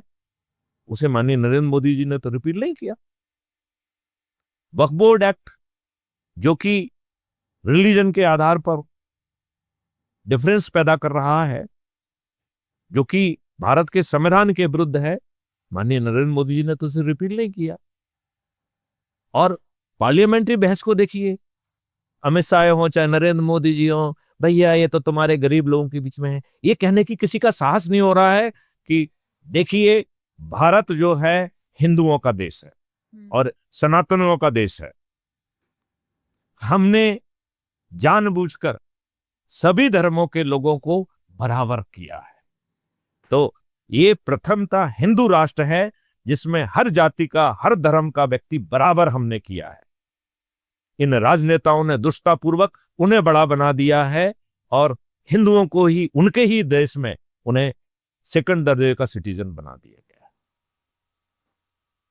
और गरीब को गरीब बनाया है. जिसको ये वोट पॉलिटिक्स में कर रहे हैं वो मुस्लिम समुदाय तो गरीब है, तो फिर ये किसको फायदा हो रहा है? तो मैं सभी समुदायों को, सभी जातियों को, सभी धर्म के लोगों को कह रहा हूं कि अच्छे भारत का संकल्प लो. सभी 144 करोड़ लोग जो जिसमें हर जाति, हर धर्म, हर संप्रदाय के व्यक्ति जुड़े हुए हैं, उन्हें रोजगार का मौलिक अधिकार मिलेगा. उन्हें रोजगार को रियलाइज करने वाली शिक्षा का मौलिक अधिकार मिलेगा. उन्हें भोजन का मौलिक अधिकार मिलेगा, जिसमें केवल गेहूं नहीं होगा बल्कि अल्फा 2 वैरायटी का देसी गाय का घी, दूध, शहद, दही और मेडिकृत शहद भी होगी और जीवन वर्धक औषधियां होंगी, जहां सभी पैथियों का इंटीग्रेटेड रिस्पॉन्स हर भारतीय को मिलेगा. 144 करोड़ भारतीयों को डेडिकेटेड हेल्थ वॉलंटियर मिलेगा. 144 करोड़ भारतीयों का एनुअल मेडिकल चेकअप होगा. और मैं तो यहां तक कह रहा हूं कि भारत में लोग बीमार नहीं होंगे तो भारत का जो हेल्थ सिस्टम है वो विदेशियों को लिए उन लोगों को भी स्वास्थ्य वर्धन प्रदान करेगा. ऐसा अद्भुत भारत संभव होगा. और हम यहां पर नहीं रुक रहे हैं, हम खुशहाली और समृद्धि का मौलिक अधिकार दे रहे हैं. और मैं यहाँ पे ये भी बताना चाहता हूं खुशहाली एक बहुत ही इल्यूसिव टर्म है, जो आप पा लेते हैं उससे खुशी नहीं मिलती है। लिहाजा 144 करोड़ देशवासियों की, जिनकी अलग अलग जगह से हैं, उनको अलग अलग चीजों से खुशी मिलती है, और एक से खुशी मिल गई तो फिर उनके खुशी दूसरी चीज से मिलती है। लिहाजा स्पेक्ट्रम ऑफ खुशी के क्रिएट करने के लिए इतनी राष्ट्रीय संपदाओं का निर्माण होगा, भारत एक अद्भुत देश बनेगा, और सत्ता का ताज भी आम आदमी के उसमें जाएगा। ये राजनेता करोड़ों रुपए खर्च करेंगे फिर भी हारेंगे, और हमारे चंद्रगुप्त सिर्फ अपने लोगों को जोड़कर बिना किसी के दरवाजे वोट मांगे सभी चंद्रगुप्त जीतेंगे। किसी भी राजनीतिक पार्टी का कोई भी राजनेता नहीं जीतेगा, और उसमें नारी का सशक्तिकरण भी होगा, सबकी अकाउंटेबिलिटी होगी। भारत में एक भी ऐसा व्यक्ति नहीं होगा जो लॉर्ड कहलाएगा। एवरीबडी इज अकाउंटेबल, चाहे वो प्रशासनिक व्यवस्था हो, पुलिस व्यवस्था हो, जुडिशरी हो, राजनेता हो, हर कोई अकाउंटेबल होगा। और देश में नियम कानून ये राजनेता नहीं बना पाएंगे, इसके पहले उसे 5 चरणों में परिष्कृत किया जाएगा। अगले पॉडकास्ट में कभी आप मुझसे प्रश्न पूछेंगी तो मैं बताऊंगा कि रिस्का जी, आप देश के प्रधानमंत्री का शपथ ले लेंगी, तब भी मैं आपको चुनौती देता हूं कि आप इस देश के साथ गड़बड़ी नहीं कर पाएंगे। ऐसा अद्भुत भारत जमीन पर संभव होगा। मतलब आपने देश में अधिक से अधिक लोगों को जोड़कर प्रधानमंत्री का आपको पद मिल गया, आपने प्रधानमंत्री की शपथ ले ली है। हम एक छोटा सा संशोधन करेंगे पार्लियामेंट और विधानसभा के बिजनेस रूल्स में, जिसमें यह प्रावधान होगा कि ना कोई विधायक, ना कोई सांसद, ना कोई मंत्री, ना कोई मुख्यमंत्री, ना कोई प्रधानमंत्री किसी भी मसौदे को सीधे विचारण के लिए पार्लियामेंट और विधानसभा में ला ही नहीं पाएगा। उसे 5 चरणों में जो ना पहले परिष्कृत किया जाएगा। उस परिष्कृत करने की प्रक्रिया के तहत कोई भी गलत चीज जो है इस देश में नहीं लाई जा सकेगी, और देश के 144 करोड़ लोगों की बुद्धि का उपयोग करते हुए यह देश अद्भुत बन जाएगा, और यह देश अनुकरणीय बनेगा। अब भारत देश को विश्वगुरु बनने से कोई नहीं रोक सकता, और ये स्लोगन से नहीं बनेगा, ये विवेकानंद के जो है ना उस ब्रह्म बाग से बनेगा कि अच्छे भारत के संकल्प की शक्ति से भारत की जो भारत जाति धर्म संप्रदाय में बटा हुआ है, यह बिखरी हुई इच्छा शक्ति फिर से संतुलित और संग्रहित हो जाएगी। भारत देश न केवल अच्छा होगा बल्कि अद्भुत होगा। तो सर, मेरा अगला सवाल ये है कि जो अभी हमने देखा है कि लॉरेंस बिश्नोई है वो जेल में है, लेकिन वो जेल में होकर भी बाहर इतने लोगों को धमकाते हैं और गोलियां भी चलवा चुके हैं। और हमने सलमान खान और लॉरेंस बिश्नोई का भी केस देखा था जिसमें कि यूथ बहुत ज़्यादा कंफ्यूज हो गया था। तो आपका इसके बारे में क्या कहना है? देखिए, लॉरेंस बिश्नोई उस शक्ति को पहचान पा रहा है जो भारत के सम्मान से जुड़ी। वो उन चीजों को पकड़ रहा है जहां लोग बाग सम्मान और भारत के सम्मान को देख रहे हैं, जाति के सम्मान को देख रहे हैं, और उसने जो अपना नेटवर्क तैयार किया है उसका यूज करके वो गोलियां चलवाता है। तो बड़ा सिंपल सा काम है। देखा जाए तो ये पाप का नहीं पुण्य का काम है। ये पहले भी हुआ है। जनरल डायर ने जो है गोलियां चलाई, भारत में जो है ना उसका कुछ बिगड़ा नहीं, क्योंकि कानून ऐसा था, वही कानून अभी चल रहा है। लेकिन एक भारतीय गया, लंदन में उसे मारा। तो आपके जो पृथ्वीराज चौहान हैं, उनको धोखा देके जो है ना उन्हें अंधा किया गया, और फिर उनके जो है ना उसको ले जाके वहां पर सबको रखा गया, उनके सिर को ले जाया गया वहां पे। और एक रिवाज है वहां पर कि जो महमूद गौरी है उसकी जो है दरगाह पे और उसके मजार पे जाने के पहले वहाँ जूते रखे रहते हैं। तो आपको जो पृथ्वीराज चौहान की वो है उस पे जो है ना जूते मारिए, फिर आप वहां जाते हैं। एक व्यक्ति गया, उसने जो है ना वहां से वो लेके आ गया वापस। तो इसमें दुष्टता में भी अच्छाई है। कहीं ना कहीं उसको हमें उस रूप से देखना है कि निगेटिव दिखने वाली चीजों में भी वो चीज है जो हम और आप में नहीं है। हम और आप तो नहीं लड़ रहे हैं, हम और आप तो अपने लाभ के लिए लड़ रहे हैं। कोई व्यक्ति जेल में बैठकर भी भारत के सम्मान के लिए लड़ रहा है, चाहे हम उसे देख पाए चाहे ना देख पाए। देखिए कहीं ना कहीं तो जो है ना वो उस चीज पे चोट कर रहा है जिसमें वो कुछ लोगों को प्रभावित कर पा रहा है, कुछ लोगों में वो जोश दिला पा रहा है जिसे आप अपराध कहते हैं। हमें अपने लेंस को बदलना पड़ेगा कि वो कितना अपराध है कितना नहीं है। मेरी तो एटलीस्ट यही धारणा है कि कहीं ना कहीं उसने भारत की उस सोई हुई चीज को पकड़ा है और उसको अपने हित में यूज किया है। और जो पार्लियामेंट में बैठे हुए 46% क्रिमिनल्स हैं वो उसका क्या बिगाड़ लेंगे। जी, तो सर मैं चाहूंगी कि आज हमने बहुत सारी इंफॉर्मेटिव बातें करी भारत देश के बारे में।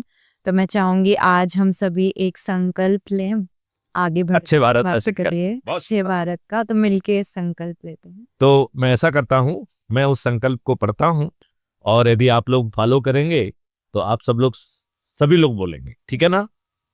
मैं अपना नाम लीजिए। मैं ऋषिका। मैं मैथिली शरण गुप्त। तो अपने और अपने बच्चों के लिए, दूसरों के लिए नहीं, अपने लिए और अपने बच्चों के लिए अच्छे भारत का संकल्प लेता हूँ। यहाँ हम देश के लिए नहीं कर रहे हैं, क्योंकि हर व्यक्ति यदि अपना और अपने बच्चों को संभाल लेगा तो देश सुधर जाएगा। लिहाजा मैं मैथिली शरण गुप्त अपने और अपने बच्चों के लिए अच्छे भारत का संकल्प लेता। अच्छे भारत का मतलब है, अच्छे भारत का मतलब है खुशहाली व समृद्धि का मौलिक अधिकार। खुशहाली व समृद्धि का मौलिक अधिकार। अच्छे भारत का मतलब है अच्छे भारत का मतलब है टैक्स एवं कर्ज मुक्त भारत। टैक्स एवं कर्ज मुक्त भारत। अच्छे भारत का मतलब है अच्छे भारत का मतलब है अपना उत्तरदायित्व समझकर निभाने वाली सही मायने में उत्तरदायी प्रशासनिक व्यवस्था।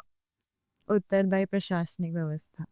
अच्छे भारत का मतलब है कि जब भी कोई भारतीय नागरिक को किसी गुनाह का सामना करना पड़े तब उसके घर पर एफआईआर दर्ज करने की सुविधा, उसके घर पर, थाने पे नहीं, उसके घर पर एफआईआर दर्ज करने की सुविधा। और अधिकतम 15 दिन में अकाट साक्ष्यों का 21 टेक्नोलॉजी का यूज करते हुए संग्रहण करने की क्षमता रखने वाली पुलिस व्यवस्था। तो अकाट भारत का मतलब है एक सशक्त प्रशासनिक व्यवस्था।